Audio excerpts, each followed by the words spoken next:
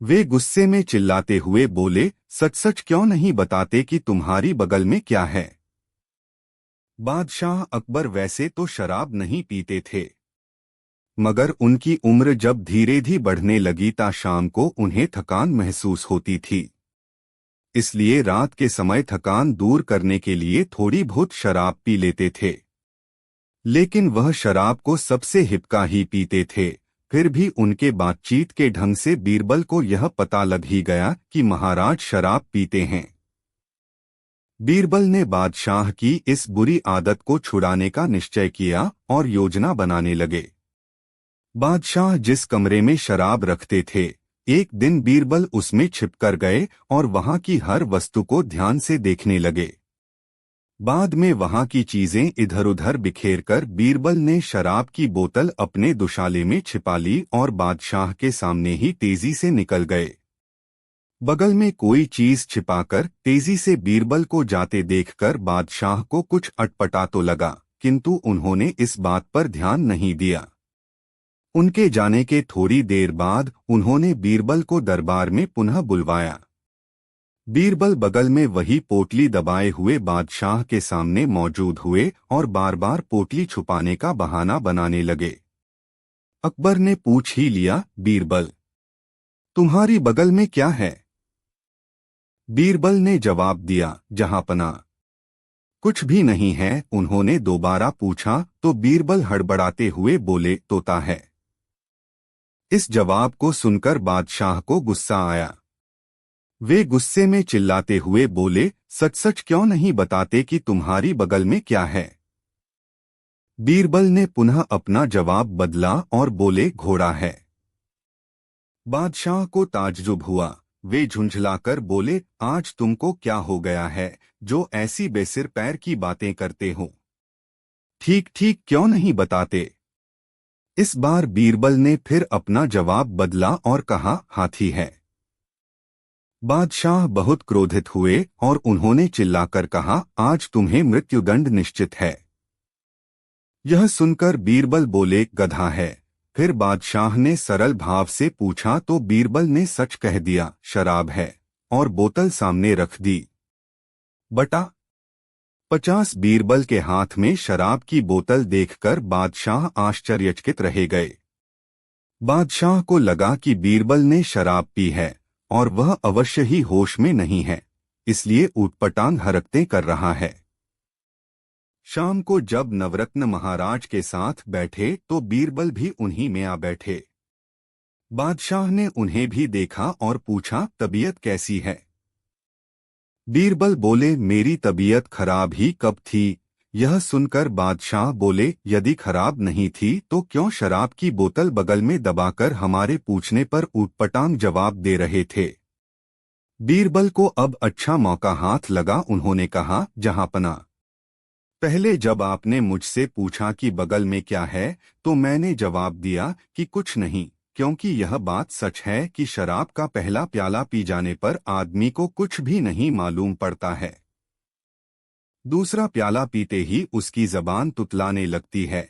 इसलिए मैंने आपके दूसरे प्रश्न के उत्तर में कहा कि तोता है। फिर शराब का तीसरा प्याला पीते ही शराबी घोड़े की तरह हिनहिनाने लगता है। तभी मैंने आपके तीसरी बार पूछने पर कहा था कि घोड़ा है। उसके बाद चौथा प्याला पीते ही वह मस्त हाथी की तरह झूमने लगता है, इसलिए मैंने कहा कि हाथी है। उसके बाद पांचवा प्याला पी लेने पर वह गधे के समान व्यवहार करने लग जाता है। उसके ऊपर बोझा भी लाद दो और चाहे जहां लेकर चल दो, इसलिए मैंने गधा कहा था। अब रहा छठा प्याला। इसे पीते ही मनुष्य अपनी सारी चेतना खो बैठता है, इसीलिए आखिर में मैंने बोतल हुजूर के सामने रख दी। यह सुनकर बादशाह अकबर बड़े प्रसन्न हुए। शराब की बातें चल रही थीं, इसलिए उसी वक्त बादशाह को शराब पीने की तलब महसूस हुई, क्योंकि यही वक्त उनके रोज शराब पीने का था। जैसे ही वह अपने उस कक्ष में गए जहां शराब रखी थी, उन्होंने देखा कि वहां की सारी चीजें इधर उधर बिखरी पड़ी हैं और शराब की बोतल भी वहां से गायब है। बादशाह सारा माजरा समझ गए कि बीरबल को यह बात मालूम हो गई है कि मैं शराब पीता हूँ और वह शराब की बोतल मेरे ही कक्ष से उठाई गई थी। उसी क्षण और उसी दिन से बादशाह ने शराब पीना छोड़ दिया। शिक्षा: व्यक्ति को कभी शराब नहीं पीनी चाहिए। 12. किसके पाँव सुंदर? बीरबल फौरन ही बोले, बेगम साहिबा, आपके पैर विशेष सुंदर हैं, इसमें किसी प्रकार के संदेह की बात नहीं है। लेकिन जहांपनाह के पैर भी सुंदर हैं, क्योंकि यदि उनके पैर ही न होते तो आपके पैर इस राजमहल में कैसे आ सकते थे। गर्मियों के दिनों में बादशाह अकबर अक्सर अपनी रानियों के साथ बाग में घूमने जाया करते थे। एक दिन बादशाह अकबर अपनी बेगम के साथ बाग में झूला झूल रहे थे। बादशाह ने अपने पैरों में जूते पहने हुए थे, किंतु बेगम नंगे पांव थीं। बेगम अपने पैरों को देख देखकर इतरा रही थी, क्योंकि उनके मुकाबले में बादशाह के पैर उतने खूबसूरत नहीं थे। बेगम ने बादशाह से कहा, महाराज, मेरे पांव आपके पांव से ज्यादा सुंदर हैं। बादशाह ने इस बात को मानने से इनकार कर दिया और कहा, मैं इस बात को नहीं मानता। इस प्रकार दोनों में अपने अपने पैरों को सुंदर बताने पर बहस हो गई। धीरे धीरे बेगम और बादशाह के बीच वाद विवाद इतना बढ़ गया कि उनकी आवाज सुनकर जनान खाने की नौकरानियां तक वहां आ गईं। बेगम ने अपने और बादशाह के पैरों की ओर संकेत करके नौकरानियों से पूछा, बोलो, हम दोनों में से किसके पैर अधिक सुंदर हैं? इस सवाल को सुनकर नौकरानियां सोच में पड़ गई कि क्या जवाब दिया जाए। किसी एक के पैर को सुंदर बताने से दूसरा नाराज हो जाता और उन्हें दंडित भी कर सकता था। इस दुविधा में वे सभी कुछ कह नहीं पा रही थीं। अकबर बादशाह ने बीरबल की बात मान ली और बीरबल के हुक्म से गांव प्रधान मुल्ला को दरबार में हाजिर किया गया। उसके आ जाने पर बीरबल ने कबर बादशाह से अनुरोध किया, जहांपना, कृपया हमारी बातों में हस्तक्षेप न कीजिएगा। जो कुछ हम कहें चुपचाप शांत होकर सुनिए। अकबर बादशाह ने बीरबल की बात मान ली। मुल्ला दरबार में आ गया। बीरबल ने उसे अपने पास बुलाकर सम्मानपूर्वक ठाया और बड़ी नम्रतापूर्वक कहा, मुल्ला जी, बादशाह सलामत को आपकी दाढ़ी की आवश्यकता है। आप इसके बदले में जो इनाम मांगेंगे सरकारी खजाने से दिया जाएगा। 58। मूर्ख कौन? अचानक दरबार में अपना बुलावा सुनकर मुल्ला के होश पहले ही उड़े हुए थे। अब यह बात सुनकर उनका रहासा होश भी गायब हो गया। दीवान जी, यह कैसे संभव हो सकता है? दाढ़ी तो खुदा के आदेश से रखी जाती है, उसे कैसे दिया जा सकता है? कंपकंपाती जुबान में मुल्ला जी ने कहा। बीरबल उसे डांटते हुए बोले, मुल्ला जी, इतने दिनों तक आपने बादशाह सलामत का नमक खाया है, आज इन्हें केवल आपकी दाढ़ी की जरूरत है, जिसे देने के लिए बहाना बना रहे हैं। बादशाह को आपकी किसी वस्तु की जरूरत हो तो आप नहीं देंगे। जल में रहकर मगरमच्छ से बैर ठीक नहीं है। यदि गरीब परवर चाहें तो आपका सब कुछ छीन सकते हैं।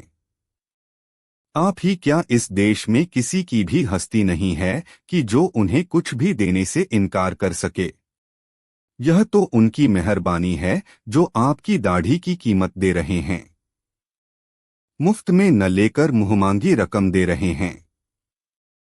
बीरबल की बातों को सुनकर मुल्ला अंदर तक कांप गया। उसे अकबर बादशाह के नाराज होने का बड़ा डर था, इसलिए नम्रतापूर्वक कहा, दाढ़ी के बदले 10 अशर्फिया दिलवा दो। बस फिर क्या था, वहां तो आज्ञा देने की देर थी। तुरंत ही मुल्ला को 10 अशर्फिया दे दी गई और नाई को बुलाकर उसकी दाढ़ी साफ करा दी गई। मुल्ला ने 10 अशर्फिया लीं और अकबर बादशाह को दाढ़ी थमाकर, जान बची तो लाखों पाए, समझकर घर के लिए तेजी से चल दिया। मुल्ला के चले जाने पर बीरबल ने शहर के एक बड़े मशहूर व्यापारी को दरबार में बुलवाया, जिसकी दाढ़ी काफी लंबी थी। व्यापारी महाराज की आज्ञा मिलते ही तुरंत दरबार में हाजिर हुआ। बीरबल ने उसे अपने पास बुलाकर कहा, अकबर बादशाह को आपकी दाढ़ी की आवश्यकता है। इसके बदले में मुहमांगी कीमत आपको दे दी जाएगी। जहां पनाह मालिक हैं, जो चाहे वह करें। मगर हुजूर बात यह है कि हम गरीब आदमी हैं, व्यापारी ने गिड़गिड़ाते हुए कहा। इसमें गरीब या अमीर की कोई बात ही नहीं है। अकबर बादशाह को तुम्हारी दाढ़ी की जरूरत है। तुम जो कीमत मांगोगे तुम्हें दिलवा दी जाएगी, बीरबल ने डांटने वाले अंदाज में कहा। मूर्ख कौन? 59। व्यापारी डरता हुआ बोला, जहां पनाह हमारे अन्नदाता हैं। लेकिन बीरबल ने कहा, साफ साफ बात क्यों नहीं बताते? लेकिन क्या कर रहे हो? हुजूर, जब मेरी माँ मरी थी तो मैंने इन्हीं बालों की खातिर 5,000 अशर्फियाँ खर्च की थीं। फिर जब पिताजी मरे तो उतनी ही फिर खर्च कर की, और इन्हीं वालों की खातिर हमने माँ बाप की क्रिया की और ब्राह्मणों को भोजन कराया। 10,000 उसमें खर्च हो गईं, और आप तो जानते ही हैं कि इन बालों की बदौलत हमारी धाक है, व्यापारी ने व्यापारिक अंदाज में कहा। बीरबल बोले, फालतू बातें करने की जरूरत नहीं है। कुल मिलाकर तुम्हारी दाढ़ी पर कुल 20,000 खर्च हुई। यह लो 20,000 अशर्फिया और अपनी दाढ़ी दे दो। व्यापारी 20,000 लेकर दाढ़ी मुड़वाने बैठ गया। जैसे ही नाई ने दाढ़ी को हाथ लगाया, व्यापारी को गुस्सा आ गया। व्यापारी ने झट से नाई के मुंह पर तमाचा जड़ दिया और चिल्लाते हुए बोला, अबे यह क्या, तूने ऐसी वैसी दाढ़ी समझ रखी है? अब यह बादशाह सलामत की दाढ़ी हो गई है। व्यापारी की इस बेतुकी बात से अकबर बादशाह को बड़ा गुस्सा आया। उन्होंने नौकरों को हुक्म दिया कि इस बदमाश को धक्के मारकर निकाल दो। अकबर बादशाह की आज्ञा पाते ही व्यापारी अपनी 20,000 अशर्फियाँ लेकर वहां से रफूचक्कर हो गया।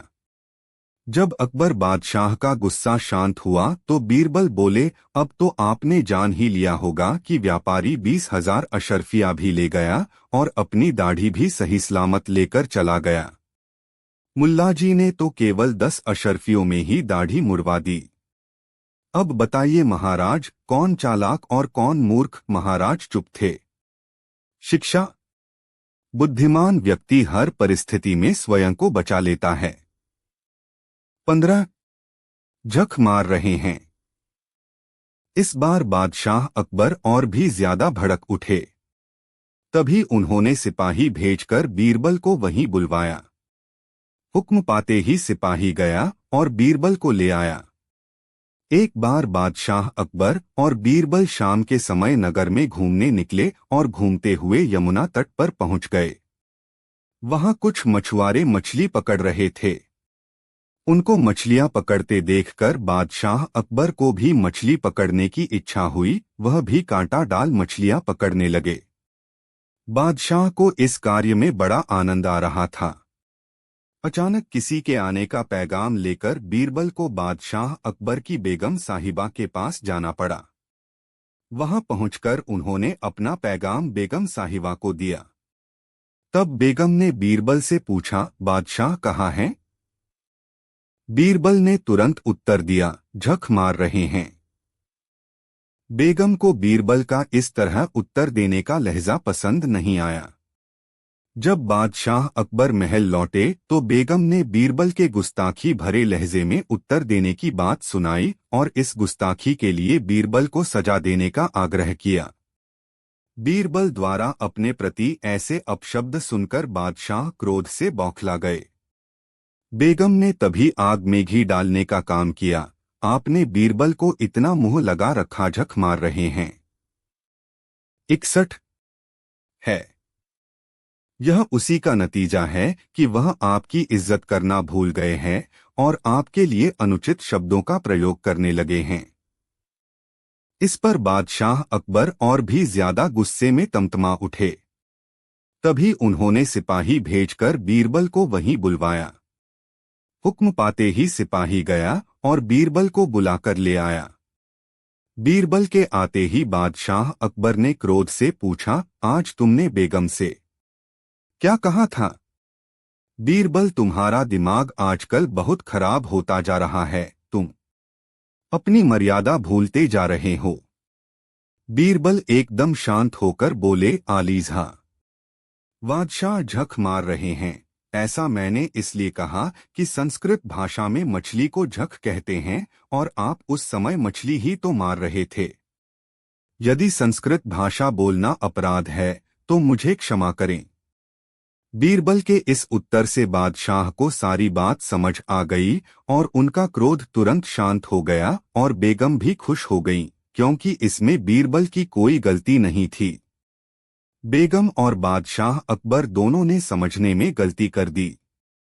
उन्होंने शब्दों का अपनी समझ के अनुसार अर्थ लगा लिया था। इसके बाद बादशाह और बेगम जनाने महल में चले गए। बादशाह अकबर जनाने महल में बैठे ही थे कि तभी उनकी बेगम साहिबा ने बेटे को लाकर उनकी गोद में खिलाने के लिए दे दिया। बादशाह अकबर अपने नन्हे बेटे को बड़े ही प्यार दुलार के साथ खिलाने लगे। कभी उसे पुचकारते तो कभी उसे हंसाते। तभी खेल खेल में शहजादे ने दोनों हाथों से बादशाह अकबर की दाढ़ी पकड़ ली। बड़ी मुश्किल से बादशाह बच्चे के हाथ की पकड़ से अपनी दाढ़ी छुड़ा पाए। बादशाह अकबर जब दरबार में आए तो उन्होंने दरबारियों प्रश्न किया, अगर कोई मेरी दाढ़ी नोच ले तो उसको क्या सजा दी जानी चाहिए? दरबार में मौजूद सब लोग तारीफ पाने के उद्देश्य से बढ़ा चढ़ाकर अपने विचार बताने लगे। किसी ने बादशाह की दाढ़ी पकड़ने की सजा बताई कि उसकी गर्दन उड़ा देनी चाहिए। किसी का जवाब कुछ और किसी का कुछ, लेकिन किसी भी जवाब से बादशाह अकबर को संतुष्टि नहीं हुई। अंत में उन्होंने बीरबल की तरफ सवालिया दृष्टि से देखा। बीरबल बोले, हुजूर, उसे मिठाई खिलानी चाहिए। बेगम की यह तरकीब काम कर गई। वह घबरा गए। कुछ देर चुप रहकर सोचने के बाद वह बेगम से बोले, बिना किसी अपराध के बीरबल को निकाल देने से जनता बिल्कुल भी खुश नहीं होगी और विद्रोह भी कर सकती है। तुम कोई ऐसी तरकीब निकालो जिससे बीरबल अपराधी साबित हो जाए। ऐसा होते ही शर्मिंदा होकर वह स्वयं ही पद छोड़कर कहीं चला जाएगा, क्योंकि वह बहुत स्वाभिमानी है। बेगम को अकबर बादशाह की बातों से कुछ उम्मीद नजर आई। वह कोई तरकीब सोचने लगीं। कुछ देर बाद खुशी से बेगम का चेहरा खिल उठा। इसकी एक सरल तरकीब मेरी समझ में आ गई है। कल सुबह होते ही आप नाराज होकर बाग में चले जाएं और बीरबल से कहें कि बेगम को मनाने के लिए बुला लाओ। अगर नहीं ला सके तो आप पद से हटा दिए जाओगे। अकबर बादशाह ने बेगम की बात से सहमति जताई। सुबह होते ही अकबर बादशाह तथा बेगम में अनबन होने की खबर जब बीरबल को मिली तो बादशाह से मिलने बाग में गए। उन्हें देखकर अकबर बादशाह ने उनको बेगम की योजना के अनुसार बात को कह सुनाया। बीरबल ने भी अपने बाल धूप में सफेद नहीं किए थे। वह बुद्धिमान और अनुभवी व्यक्ति थे। वह सब चाल समझ गए। तुरंत ही उन्होंने अपने गुप्तचर बुलाए और कुछ गुप्तचरों को आवश्यक बातें कहकर बेगम के पास पहुंचे। अदब से कुशलक्षेम पूछने के बाद उनसे इधर उधर की बातें करने लगे। तभी उनका सिखाया हुआ गुप्तचर वहां पहुंचा और उनसे बोला, दीवान जी, महारानी और महाराज के झगड़े का कारण आपसी कहासुनी है। जहांपनाह अपनी बात पर दृढ़ हैं, आप व्यर्थ ही यह कोशिश कर रहे हैं। मेरी राय में तो आप अकबर बादशाह की बुद्धि बदल दीजिए। यदि उन्होंने ऐसा कर लिया तो उससे आपका काम बन ही जाएगा। 0209 दोपहर के 3:18। सुनील कुशवाहा 813320। अनोखा न्याय। बूढ़े ने पहले तो यह सोचा कि उसका मित्र मजाक कर रहा है, लेकिन जब उसकी बातों के रंगढंग को देखा तो उन्हें विश्वास हो गया कि वह अशर्फियां वापस देना नहीं चाहता है। एक वृद्ध सज्जन किसी आवश्यक कार्य से नगर के बाहर जा रहे थे। उनके साथ घर के अन्य सदस्य भी जा रहे थे। उन्होंने जीवन भर मेहनत करके 1000 अशर्फियां जमा की थीं। घर छोड़ने से पहले उनके सामने इन अशर्फियों की सुरक्षा की समस्या पैदा हो गई। उनके चले जाने के बाद घर बिल्कुल अकेला हो जाता, इसलिए उन अशर्फियों को घर में छोड़ना ठीक नहीं था। चोरी का भी डर था। परदेश में नकदी साथ लेकर जाने में लूट, चोरी और जान का खतरा था। नगर में उनका एक घनिष्ठ मित्र रहता था जिससे जवानी के दिनों से उनकी मित्रता थी। ऐसी स्थिति में उन्होंने अपने उसी मित्र के यहाँ अशर्फियां रखने का निर्णय लिया। उन्होंने उस मित्र के पास जाकर उससे प्रार्थना की। मित्र ने उनकी बहुत आवभगत की तथा अपनी ईमानदारी के बारे में डींगे भी मारी। कहने का मतलब यह कि वृद्ध सज्जन के समक्ष स्वयं को विश्वासपात्र बनाने की दृष्टि से उसका मित्र जो भी कर सकता था उसने किया। वृद्ध सज्जन तो यह चाहते ही थे कि वह अपने पास उनकी अशर्फियां रख ले ताकि वे आराम से जा सकें और अशर्फियों की उन्हें कोई फिक्र न रहे।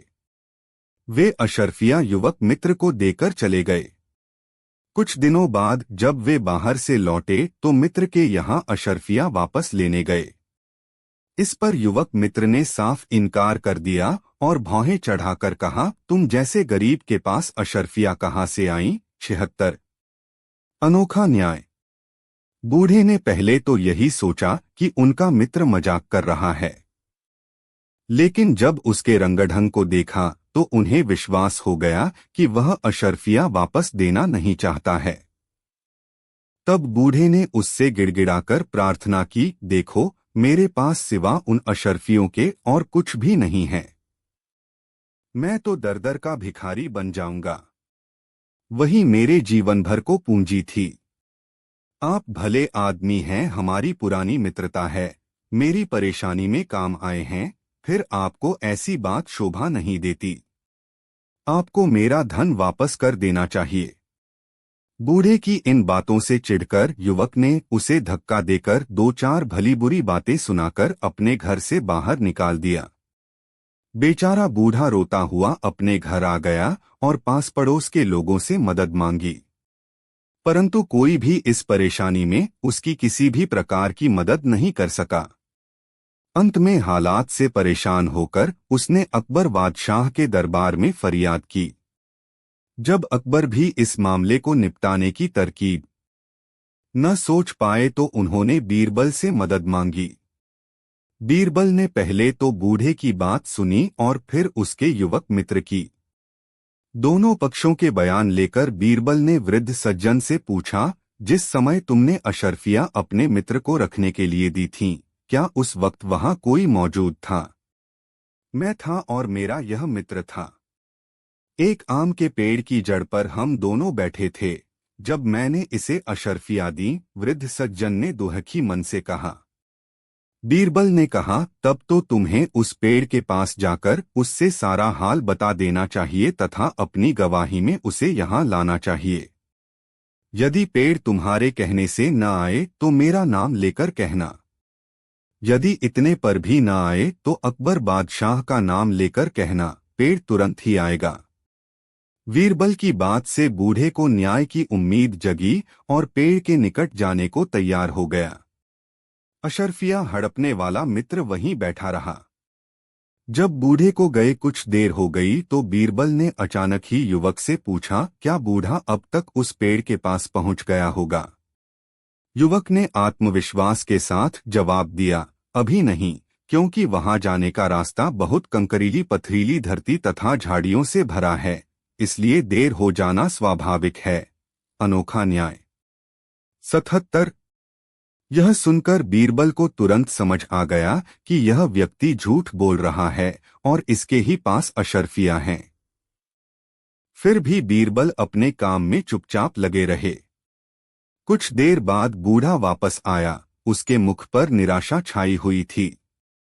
आते ही उसने बीरबल से प्रार्थना की, दीवान जी, मैंने उस पेड़ से आपका नाम लेकर यहाँ तक कि अकबर बादशाह का नाम लेकर कई बार प्रार्थना की कि चल मेरी गवाही दे। मैंने उससे कहा कि मेरे जीवन भर की पूंजी का सवाल है। लेकिन वह अपनी जगह से हिला तक नहीं और न ही उसने कोई जवाब दिया। तब बीरबल ने बूढ़े से कहा, जैसे ही तुम उसके पास पहुंचे और अपनी प्रार्थना उसे सुनाई तथा मेरा नाम लेकर उससे प्रार्थना की, वैसे ही वह यहाँ आ गया और उसने मुझे सारा हाल बता दिया। युवक, जो बूढ़े के जाने से लेकर लौटकर आने तक उन्हीं के पास बैठा था, आश्चर्य से पूछने लगा, महाराज, पेड़ यहाँ कब आया था? यदि आता तो मैं भी देखता, मुझे तो दिखाई नहीं दिया। बीरबल बोले, यह तो निश्चित है कि उस पेड़ के पास तुमने इस बूढ़े सज्जन से अशर्फियाँ ली हैं, क्योंकि ऐसा न होता तो मेरे पूछने पर तुम कैसे बता पाते कि पेड़ अभी दूर है, रास्ता भी ठीक नहीं है। इन सब बातों से स्पष्ट है कि अवश्य ही तुम उस पेड़ और उसका रास्ता जानते थे और वह स्थान तुम्हें मालूम था।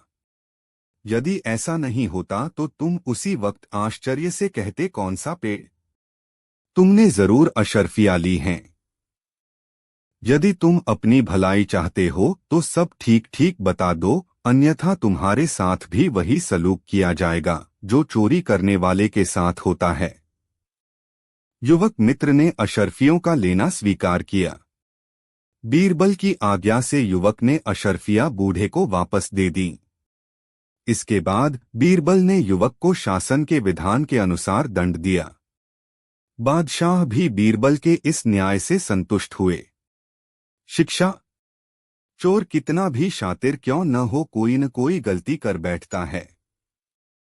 P21 ईश्वर अच्छे के लिए करता है। बादशाह अकबर दरबारियों से बिछड़ गए। जंगल में रास्ता खोजते खोजते वह जंगली आदिवासियों के क्षेत्र में पहुंच गए। आदिवासी अपने देवता के आगे उनकी बलि देने की तैयारी करने लगे। अकबर बादशाह अपनी मौत सामने देखकर बहुत डर गए। बादशाह अकबर को शिकार खेलने का बहुत शौक था। एक दिन बादशाह अकबर बीरबल के साथ जंगल में शिकार खेलने गए। म्यान से तलवार निकालते समय अचानक बादशाह की तलवार से उन्हीं की अंगुली थोड़ी सी कट गई। बादशाह दर्द से कराहने लगे और बीरबल से खून रोकने के बारे में पूछने लगे।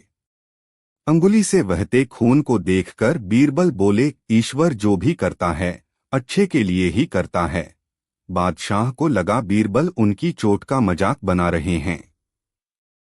बीरबल की इस बात से बादशाह को बहुत दुख हुआ। 2 दिन बाद उन्होंने अपने राजदरबार में सारी बात बताते हुए सबकी राय पूछी। दरबारी लोग तो पहले से ही बीरबल से जलते थे। उन्हें बीरबल की बुराई करने का अवसर मिल गया। सभी अब नमक मिर्च लगाकर बीरबल की शिकायत करने लगे। उनकी बातों ने आग में घी का काम किया और बादशाह गुस्से में उबल गए। बीरबल उस समय दरबार में उपस्थित नहीं थे। बादशाह ने बीरबल के लिए शाही फली ही तो मार रहे थे। यदि संस्कृत भाषा बोलना अपराध है तो मुझे क्षमा करें।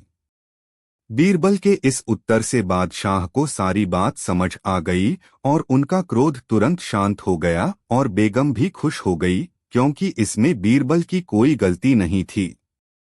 बेगम और बादशाह अकबर दोनों ने समझने में गलती कर दी। उन्होंने शब्दों का अपनी समझ के अनुसार अर्थ लगा लिया था। इसके बाद बादशाह और बेगम जनाने महल में चले गए। बादशाह अकबर जनाने महल में बैठे ही थे कि तभी उनकी बेगम साहिबा ने बेटे को लाकर उनकी गोद में खिलाने के लिए दे दिया। बादशाह अकबर अपने नन्हे बेटे को बड़े ही प्यार दुलार के साथ खिलाने लगे। कभी उसे पुचकारते तो कभी उसे हंसाते। तभी खेल खेल में शहजादे ने दोनों हाथों से बादशाह अकबर की दाढ़ी पकड़ ली। बड़ी मुश्किल से बादशाह बच्चे के हाथ की पकड़ से अपनी दाढ़ी छुड़ा पाए। बादशाह अकबर जब दरबार में आए तो उन्होंने दरबारियों प्रश्न किया, अगर कोई मेरी दाढ़ी नोच ले तो उसको क्या सजा दी जानी चाहिए? दरबार में मौजूद सब लोग तारीफ पाने के उद्देश्य से बढ़ा चढ़ाकर अपने विचार बताने लगे। किसी ने बादशाह की दाढ़ी पकड़ने की सजा बताई कि उसकी गर्दन उड़ा देनी चाहिए। किसी का जवाब कुछ और किसी का कुछ। लेकिन किसी भी जवाब से बादशाह अकबर को संतुष्टि नहीं हुई। अंत में उन्होंने बीरबल की तरफ सवालिया दृष्टि से देखा। बीरबल बोले, हुजूर, उसे मिठाई खिलानी चाहिए। बीरबल का उत्तर समझकर बादशाह अकबर मुस्कराए और कहा, यह तो तुमने खूब अच्छी बात कही, पर उस हिमाकत करने वाले को मिठाई क्यों खिलानी चाहिए? बीरबल ने विश्वास के साथ निवेदन करते हुए कहा, बादशाह सलामत। आपकी दाढ़ी नोचने वाले प्यारे नन्हे मुन्ने शहजादे या शहजादी के अलावा कोई हो ही नहीं सकता। बीरबल के जवाब को सुनकर सब दरबारी दंग रह गए। शिक्षा: किसी भी बात पर प्रतिक्रिया देने से पहले उसका अर्थ समझ लेना चाहिए और बच्चों को सजा नहीं बल्कि प्यार देना चाहिए। 16